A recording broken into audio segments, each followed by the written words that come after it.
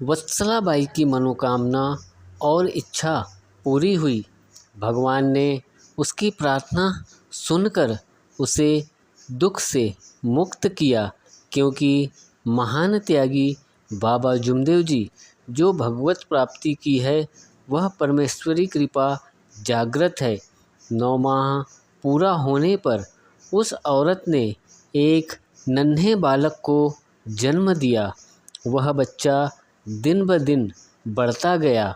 उसे अपने बचपन में कुछ भी तकलीफ नहीं हुई थी। वह बढ़ते बढ़ते 8 माह का हुआ।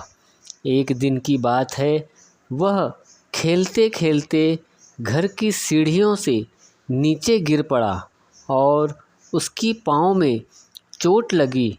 उस चोट पर इलाज किया गया, लेकिन चोट दुरुस्त होने में इलाज का असर होकर चोट का दर्द बढ़ने लगा था।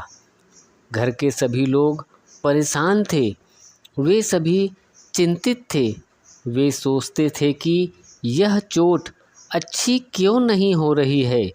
उस औरत को भी बुरा लगता था, लेकिन वह जानती थी कि ऐसा क्यों हो रहा है। उसने धीरज बांधकर अपने परिवार के लोगों को बताया कि मैं भगवान को वचन दिया था कि यह लड़का उसकी चरण में अर्पण करूंगी। यह लड़का हमारा नहीं है, वह भगवान का है, इसलिए इसका दुख दूर नहीं हो रहा है।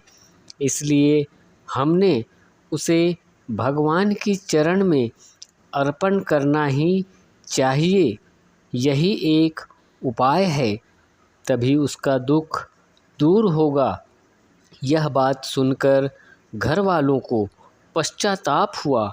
उन सभी लोगों ने उस औरत को ऐसा करने के लिए रोका। वे उससे कहने लगे कि भगवान को वचन दिया, इसलिए क्या कोई अपने पेट के बच्चे को, अपने कलेजे के टुकड़े को अर्पण कर देते हैं क्या? लेकिन उस औरत ने अपना इरादा पक्का किया था। उसे पक्का मालूम था और भगवान पर विश्वास था कि उस बच्चे को भगवान के चरणों पर अर्पण करने पर ही उसे होने वाले तकलीफ़ और दुखों से मुक्ति मिलेगी। उस औरत ने अपने परिवार के लोगों को ताकीद देते हुए कहा कि मैं बाबा जुमदेव जी के निवास स्थान पर जा रही हूँ और पूरी घटी हुई घटना बाबा के पास बयान करती हूँ। उसके बाद बाबा जो आदेश देंगे उस तरह मैं आगे कार्य करूँगी।